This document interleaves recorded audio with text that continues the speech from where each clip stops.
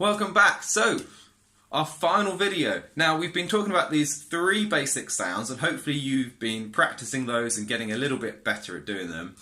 But now, I'm going to open it up to any sound you like, because beatboxing is about expressing yourselves, experimenting, finding new ways of using your voice.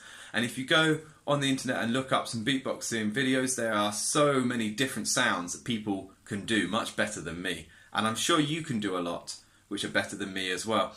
But just to give you some examples, you could use variation on the hi-hat and do some different cymbals. Or if you want to do some jazz music, you could do.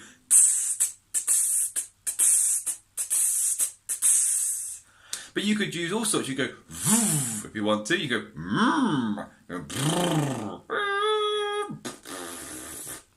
Okay. Any sounds you like that you can make with your voice. Okay. Here's a little example of me doing some. But then I want you to go away, experiment with your voice, come up with all sorts of different rhythms, patterns, and sounds that you can do, and then maybe make up your own song of you performing a piece using just your voice on your invisible drum kit.